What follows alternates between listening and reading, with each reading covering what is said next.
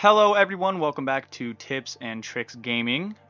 Today's video is going to be the build video to the PvP DK I've been using lately in Cyrodiil. He's a Magicka heavy armor DK. So let's just hop straight into it, try to be quick and simple, make this pretty straightforward. Let's go into our skills. So we're going to be using a sword and board on both of our bars, DPS and sustain. So on our DPS bar, our front bar, we're going to have Invigorating Drain. So I use this as a stun, I use this to set up Flame Lash, and I'll talk about that in a little minute. But first off, yes, I use this as a stun. You can use Fossilize if you would like to use that instead, because the longer duration gives you a little bit of time to recuperate, and also helps about versus 1vx. So if that's, if you find yourself running into that situation a lot, go for it. And this build is definitely a 1vx possible build. It's doable, it's easy depending on how well you play it. So next up is Burning Embers, the bread and butter to the DK. So when we use Burning Embers, we want to use this very efficiently. This is going to be our main heal. Even though we do have a heal on the back bar, this is much more important than that. We want to make sure that we are using the best proportion for Magicka cost to a heal that we can, and this is the best way to do that. Very low cost, very high heal. It's a great way to keep sustain, especially with the fact that we can block a lot with this build, because we don't have any abilities that use stamina. So the stamina is just for rolling and for blocking. So it makes it a lot easier than some of the other light armor builds I've seen to use Burning Embers. So next up, let's just head down the line here. Dragon Fire Scale. This I have on the front bar because it helps for like quick reaction. I don't want to have to switch to the back bar if I'm encountering crystal frags, or if I'm encountering an overlord or something really fast and they just pull it out. I don't want to have to switch to the back bar and not be able to maintain an offensive stance. So I have this on the front bar just for that reason. I can still maintain my offense and CC capabilities with a little bit of sustain without having to switch to the back bar and go defensive while trying to reflect scales. Pretty straightforward. So Burning Talons, you can use either morph. Excuse me, I use Burning Talon just for the extra damage. This is not a heavy hitter build. This build is very sustained, very take a hit and punish when you can. You're not going to be going and 3-hitting people with Flame Lash, obviously, so be wary about that. That's why I have Burning Talons on this one for the extra bit of dot that we can get, damage over time.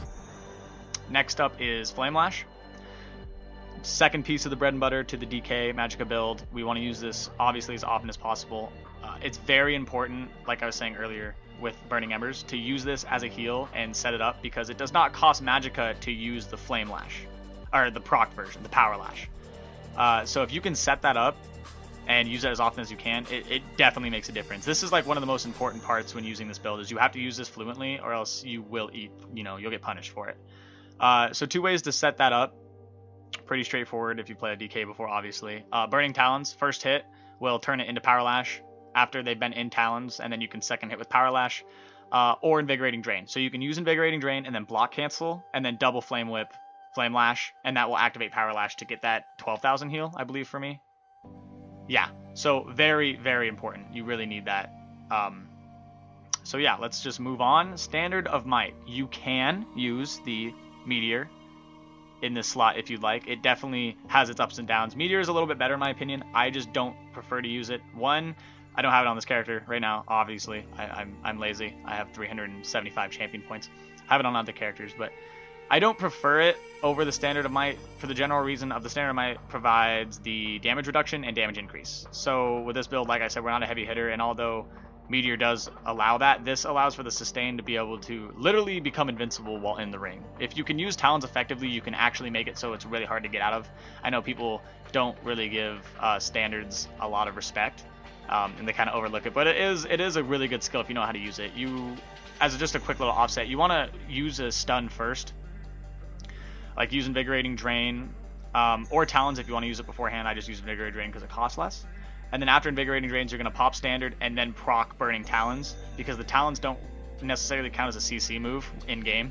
So when you use it, it doesn't like put the little swirls around their feet. That does not allow for another CC move. So you can re-Talon them in the Standard and allow for successive hits of Flame Lash.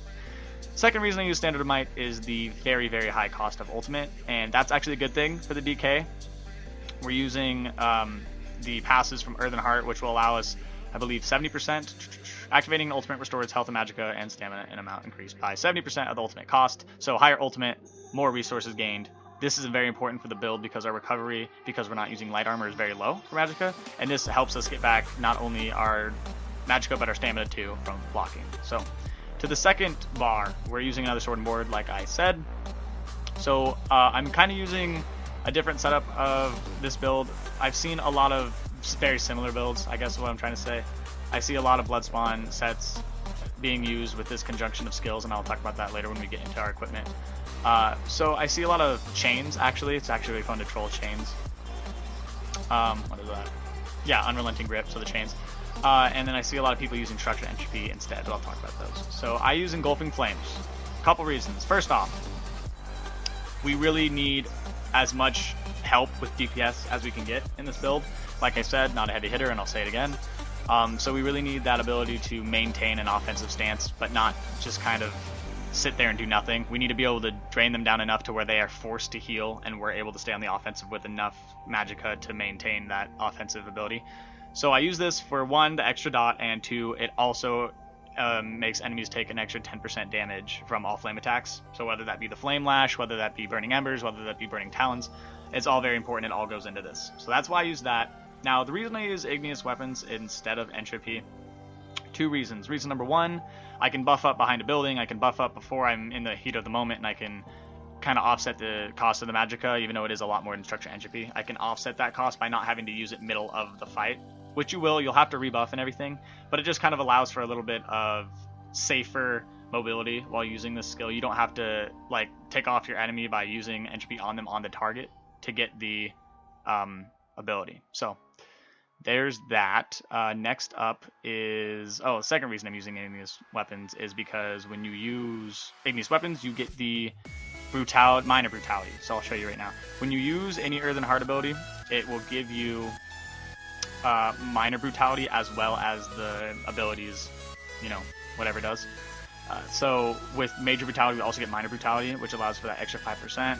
Every percent helps in this build. We really need to be as offensive as we can. Next up, deep breath. Sorry, I'm talking fast, guys. I'm just trying to get through this and make it really simple. Deep breath for a couple reasons. 1, like I said, we want to offset our heal as much as we can. So we want to use this if we're 1vxing, which is very helpful. Trust me, you can get a full heal from 2 to 3 enemy players or monsters if you're playing PvE. Full heal, it's really easy to use this because you can use it and it returns the damage, so it's not as bad of a Magicka cost as people think. They kind of don't use the skill as often because they think it costs too much for the reward, but the risk for reward is really great, so I'd suggest using that. You can use the other morph. I don't think it really matters too much. I don't really see the interrupt come into play from this morph as often as I'd like. So, and the last 2 is Igneous Shield and Coagulating Blood. We use these together as often as we can. I only have Igneous Shield up if I'm healing, and I only heal if I have Igneous Shield up. So if you're low on HP and you're not able to sustain your HP with Burning Embers, Power Lash, and Deep Breath, which in my head is a lot of heals that we have at our disposal in different scenarios, and you have to use this, like if you're in execute range, you want to pop Igneous Shield first, so that we get that extra 25% of Major Mending, and then pump Coagulating Blood as much as you need. The only reason we want to steer clear of Coagulating Blood as much as we can is the high Magicka cost. It really is a lot of Magicka for the heal when you can get the same amount from 1 Burning Embers. So then on the back bar, we are using Devouring Swarm for our ultimate. This is very important. If you haven't noticed, we're obviously running a vampire on this build. Very, very important. So if you're 1vxing or 1v1ing, it doesn't matter, and you don't feel like standard's going to be very helpful in the placement, like they'll be able to roll out, you're not in a choke point, you're not in the hallway and sewer, something that's situationally helpful.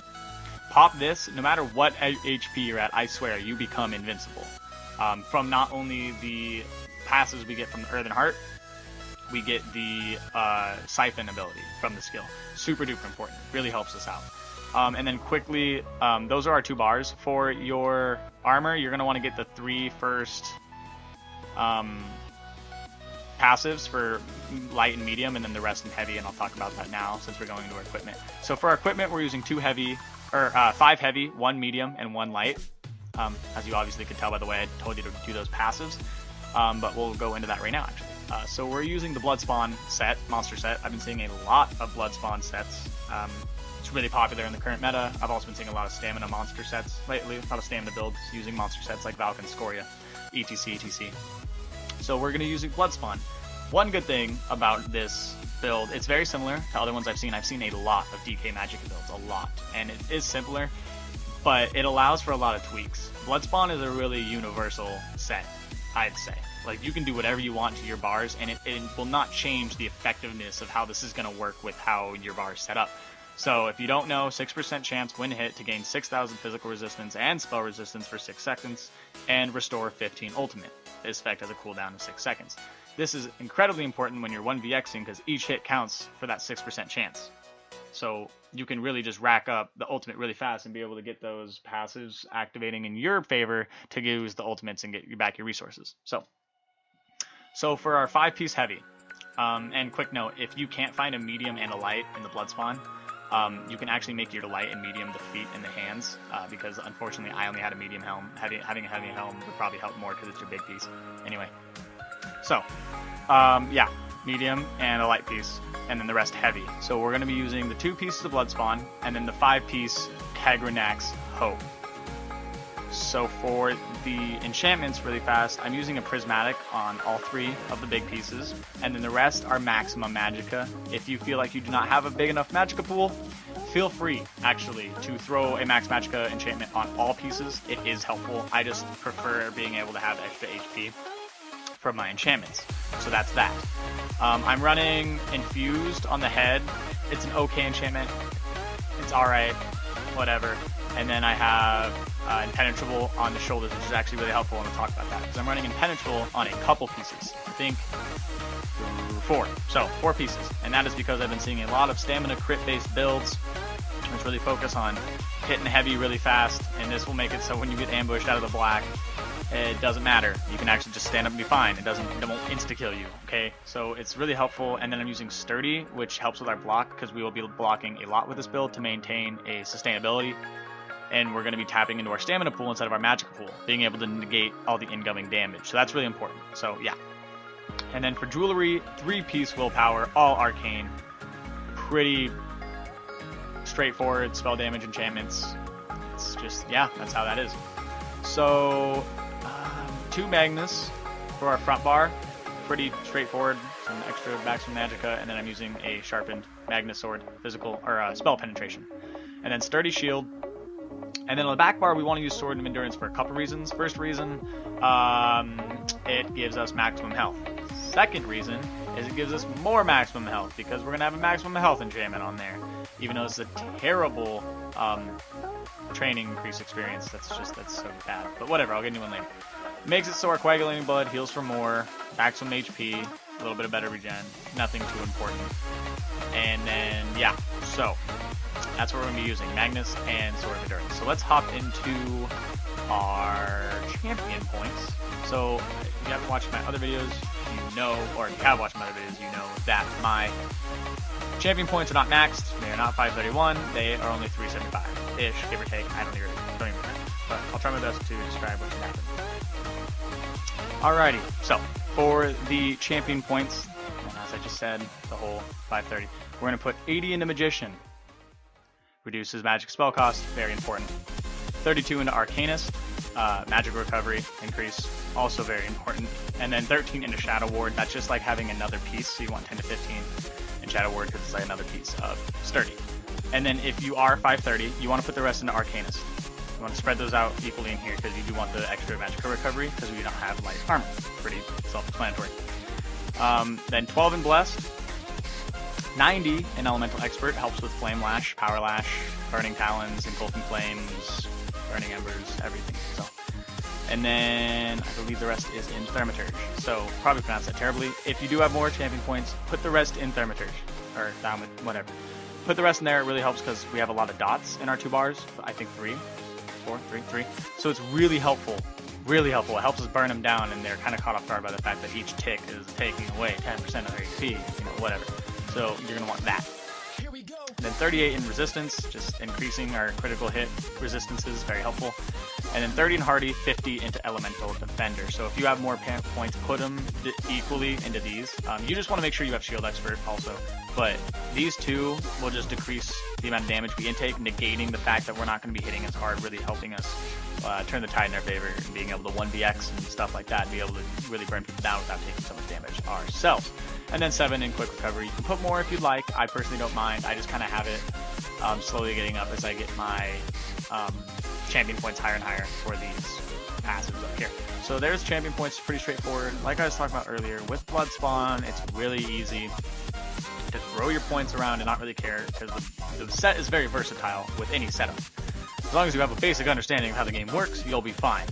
But that's what I've been using. I've been having a lot of success with that. I've really just been love playing it because it's really fun, actually, to run around in heavy armor and be able to hit people with whip really hard. So anyway, that's my build. Thanks everyone for watching, and if you have any suggestions for how to make the build better, please drop those in the comment section below. Help me help other viewers out, help us all kind of make a better DK, because I'm not amazing. I just think I know a thing or two that could help others. So there's that. If you have suggestions for other videos, also drop those in the comment section below. It helps me out a lot to know what you guys want to see and how I can help others. And then hit that like button with your forehead, don't really care. Hit that subscribe button if you would like to see more ESO, Overwatch, Dark Soul content, whatever you guys want. So as always, thank you guys for watching, and I'll see you next time.